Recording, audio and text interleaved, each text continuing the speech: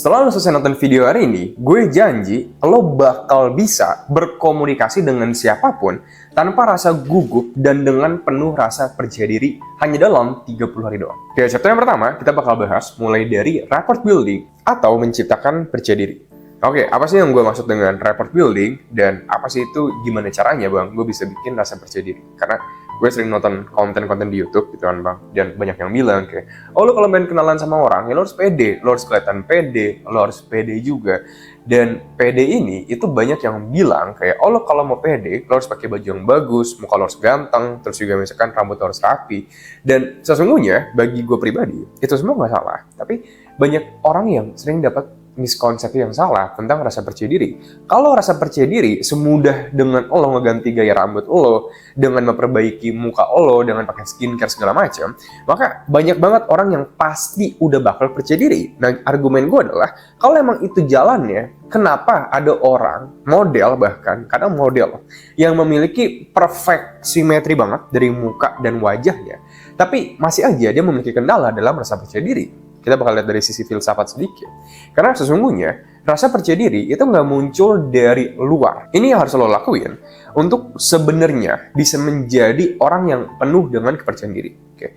Untuk menciptakan percaya diri, itu ada tiga aspek komponen yang harus lo bangun dalam kehidupan lo. Ini gue sebut sebagai sinergi dari mind atau pikiran, body atau badan, dan juga finance atau finansial. Oke. Bang, maksudnya itu apa? Yang gue maksudin dengan lo itu harus membangun badan, pikiran, dan juga finansial adalah dalam hidup lo selama 24 jam setiap hari lo hidup, okay, untuk lo bisa ngebangun rasa percaya diri. Dan dari rasa percaya diri ini, lo baru deh bisa nyaman ngobrol sama siapapun itu tanpa rasa gugup. Lo harus bisa memiliki 3 komponen yang udah lo rutin bangun dalam 24 jam setiap hari, dan itu terjadi selama terus-menerus selama setahun, 2 tahun, 3 tahun, 4 tahun. Lo harus ngebangun 3 hal. Ada pikiran, ada finansial, dan juga badan lo. Oke. Kita bakal mulai dengan yang pertama, mind atau pikiran. Socrates di zaman dahulu, filsuf, dia bilang bahwa jalan untuk menuju kebijaksanaan adalah melalui pengetahuan.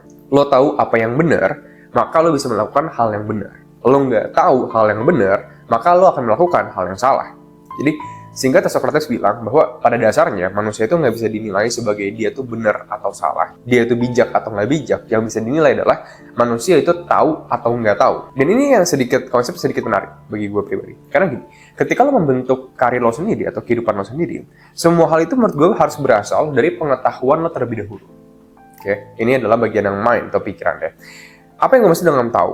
Ketika lo hidup zaman sekarang gitu kan, dan lo cuma tahu misalkan tentang, oh gue cuma tahu nih bang tentang ngejalanin kehidupan gue, dimana gue cuma bangun setiap hari, gue cuma makan doang, gue nggak punya visi, gue nggak punya misi, gue juga nggak sering baca buku, gue nggak sering belajar, nggak memiliki mindset belajar. Biasanya kalau hal tersebut terjadi, ya hidup lo bakal kayak gitu-gitu aja. Oke.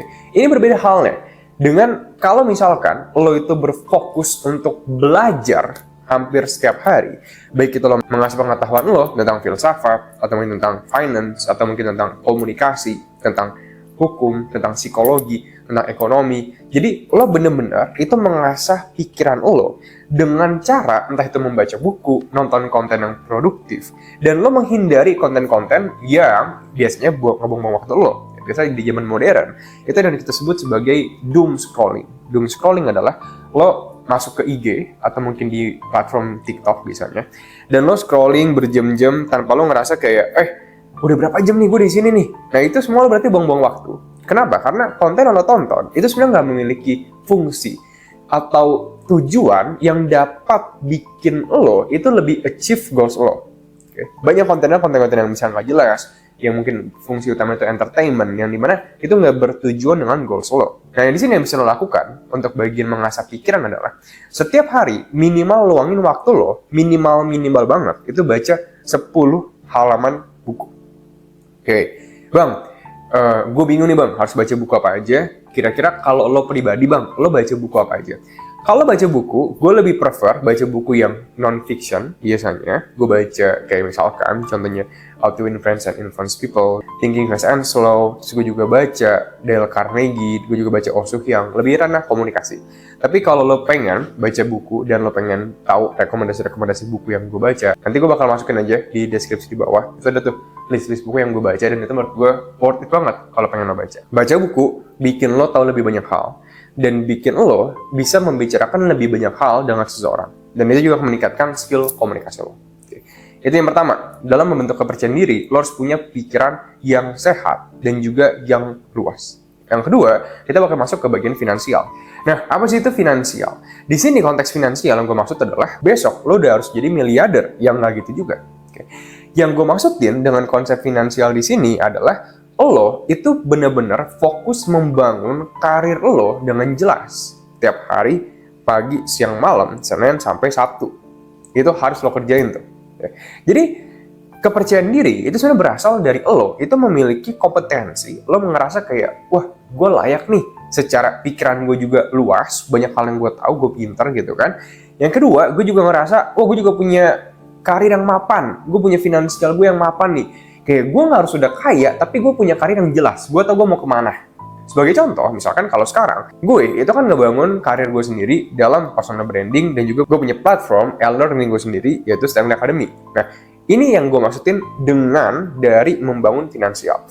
Yang gue maksudin dengan membangun finansial adalah bukan berarti besok gue, Jason Stanley, harus jadi miliarder. Enggak, semuanya pasti take progress banget. Ya. Elon Musk ngebangun PayPal nggak hanya dalam sehari doang. SpaceX nggak dibangun dalam sehari, Disney juga nggak dibangun dalam sehari, semua perusahaan gede nggak ada yang dibangun dalam satu hari. Nggak mungkin banget. Okay. Tapi yang gue maksudin adalah, lo sebagai manusia harus punya visi misi yang jelas dalam karir lo. Apa sih itu visi misi yang jelas? Maksudnya, lo itu membangun sesuatu, creating something, atau memproduksi sesuatu. Itu inti poinnya. Jadi, lo memiliki misi untuk membangun sesuatu dalam bisnis lo. Jadi lo benar-benar tahu lo pengen menuju kemana dan lo tuh setiap hari lo kerjain kerjaan-kerjaan yang akan membawa lo menuju goals tersebut. Okay. Kalau buat Stanley Academy, gue sekarang ini, gue kan fokusnya itu kan mengembangkan platform ini sampai nanti bisa men-touch general market atau gue bisa meraih lah market yang belum pernah gue raih sebelumnya, sehingga brand gue Stanley Academy itu bisa sampai someday segede misalkan Ruang Guru, Kuiper, atau mungkin Zenius. Nah itu goals gue pribadi. Tapi gimana caranya gue menuju ke sana? Ya berarti gue tiap hari harus kerjain something yang akan membawa gue menuju ke sana. Jadi gue punya misi atau visi yang akan gue raih untuk karir gue ini sekarang, yaitu adalah Stanley Academy. Nah sekarang bang, yang bisa gue lakuin itu apa aja? Yang bisa lo lakuin sekarang adalah menentukan kira-kira lo di usia berapa pengen udah membangun apa. Apa yang pengen lo bangun dan apa yang pengen lo produksi. Goalsnya dulu aja.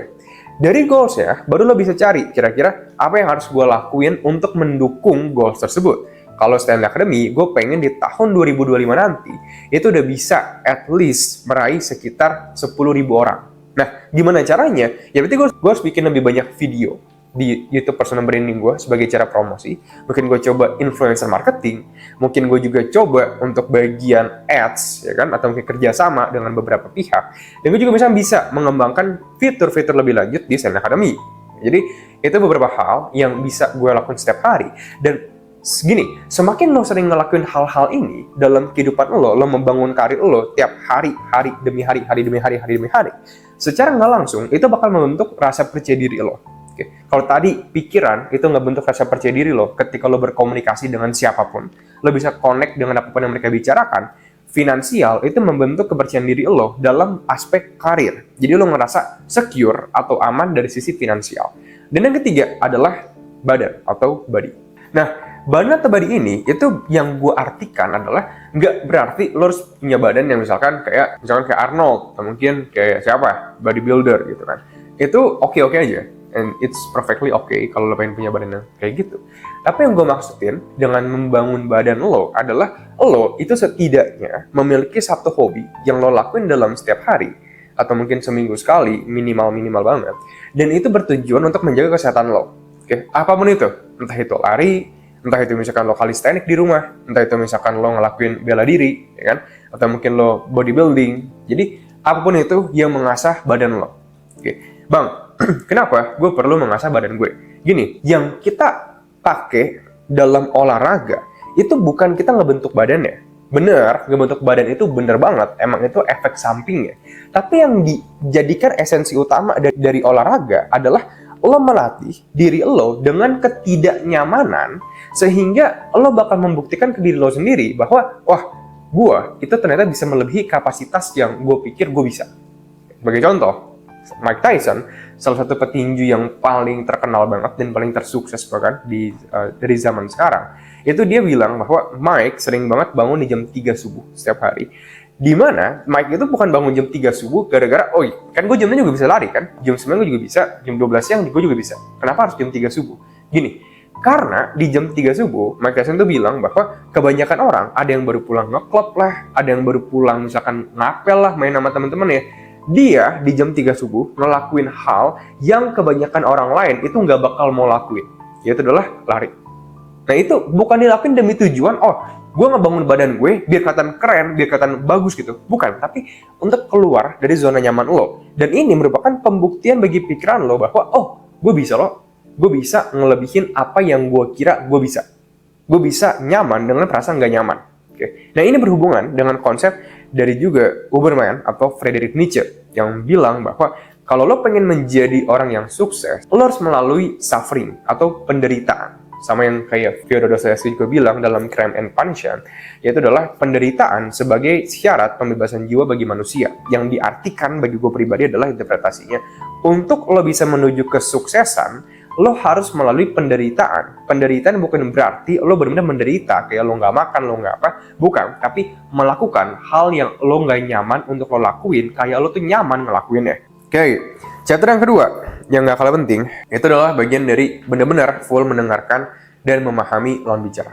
Oke, untuk lo bisa pede, bisa ngobrol sama siapapun dalam 30 hari, pastikan next time ketika lo berkomunikasi dengan siapapun itu, entah itu besok atau mungkin seminggu ke depan, pokoknya dalam ranah 30 hari ini. Oke, karena apa 30 hari? Karena lo perlu 30 hari buat ngebangun habits atau kebiasaan lo. Dalam 30 hari ini, siapapun yang lo ketemuin berikutnya, ketika lo ngobrol sama dia, please pakai mindset ini. Oke, mindset adalah dengarkan benar-benar penuh apa yang dibicarakan oleh lawan bicara, apa yang dia bicarakan, apa yang dia rasakan, gimana rasanya jadi dia pada saat itu. Terus juga kalau dia udah ngasih sebuah jawaban, tanya lebih lanjut dari jawaban dia. Jadi lo benar-benar pengen tahu, pengen memahami, seolah-olah lo adalah seorang psikolog yang berusaha mendengarkan pasien lo ketika dia lagi curhat. Coba, goals lo adalah kayak gini. Pas lo ngobrol sama seseorang, lo bilang ke diri lo, gue pengen goals gue dengan dia adalah ketika dia selesai ngobrol sama gue pengen dia bilang ke diri dia sendiri bahwa itu orang adalah pendengar yang paling baik yang pernah gue ketemu. Jadi fokus lo adalah lo mendengarkan dia dan memahami lawan bicara. Bang, gini, gimana caranya gue bisa ngelakuin hal ini? Ini gue sering bahas di 3 Hour Communication, tapi ada beberapa hal yang bisa lo lakuin.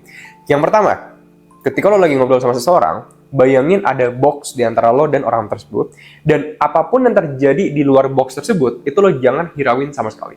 Jadi lo fokus aja ke si lawan bicara, apa yang dia bicarakan, apa yang dia apa segala macam. Jangan terjadi di luar antara lo sama dia, jangan ngedistraksi fokus lo kepada dia. Oke? Seolah-olah dia adalah satu-satunya orang yang ada di ruangan bareng lo. Yang kedua, ketika lo mendengarkan, jangan sambil main handphone, jangan sambil misalkan ngeliat kemana, fokus eye contact ke dia, bahu lo juga ngadep ke dia, dan lo juga misalkan ngangguk, atau mungkin bilang confirmation sound, suara-suara yang mengkonfirmasi bahwa lo mendengarkan, kayak terus, iya terus, itu. Dan yang ketiga adalah probing further, atau mengidentifikasi lebih lanjut. Ini penting. Ketika lo mendengarkan, pastikan lo ngajuin pertanyaan lebih lanjut kepada lawan bicara lo. Misalkan, gue lagi ngobrol sama diri gue sendiri nih sekarang. Dan gue bilang, gue pusing banget dah kemarin. Soalnya gue lagi ngurusin communication master, ini belum launching juga. Nah, daripada lawan bicara gue cuman bilang, wah lagi pusing ya bro ya. Iya. Terus lanjut lagi main handphone. Lo sebagai pendengar yang baik, lo kan pengen memahami nih. Ya. Kalau lo pengen memahami, berarti, kenapa emang pusingnya? Gara-gara lo nggak kekejar deadline ya kah? Atau kenapa kira-kira? Nah itu, untuk bagian benar-benar mendengarkan lawan bicara. Chapter yang berikutnya, dan nggak kalah penting, adalah berbusana dengan Baik. Oke, ini adalah salah satu hal yang penting juga dalam komunikasi. Karena gini, karena ada konsep dalam psikologi yang gue sebut sebagai halo effect. Halo effect itu menjelaskan bahwa manusia pada umumnya itu sering mengaitkan atribut-atribut tertentu dengan orang lain. Entah itu atribut-atribut negatif atau mungkin atribut-atribut positif. Ini sedikit membingungkan, maksudnya apa? Halo effect itu berarti lo ketika melihat seseorang dan dia pakai baju yang rapi, dia juga wangi, muka dia juga bersih, rambut dia juga rapi misalkan, dan cara ngomong dia tuh tertata rapi, dia nggak pakai kata-kata kasar, lo bakal mengaitkan berbagai atribut positif kepada orang seperti itu pada umumnya. Entah itu misalkan jujur, baik, terpercaya, berpotensi, dan juga misalkan ramah, soft misalkan, itu bakal dikait-kaitkan. Oh, dia kayak seorang leader yang baik deh. Tapi kalau lo pakai baju yang kurang rapi, lo juga bau, misalkan rambut lo juga nggak rapi segala macam, pada umumnya orang bakal lebih tidak memandang lo. Nah ini adalah perdebatan antara idealis dan realis. Banyak yang bilang kayak idealis itu bilang, oh jangan ngejudge seseorang berdasarkan sampulnya, jangan menilai buku berdasarkan sampulnya. Tapi realita dunianya dalam dunia ini adalah orang itu udah pasti menilai seseorang berdasarkan busana yang mereka gunakan.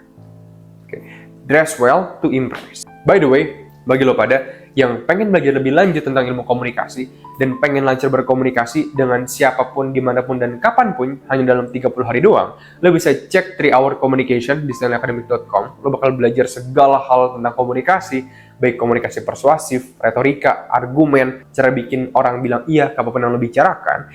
Udah ada banyak banget teman-teman kita, ada 650 lebih teman-teman kita yang udah merasakan perubahan drastis setelah nerapin materi yang mereka pelajari di 3 Hour Communication dalam kehidupan mereka. Lo bisa cek di pin komentar di bawah atau cari di Google. Bye-bye.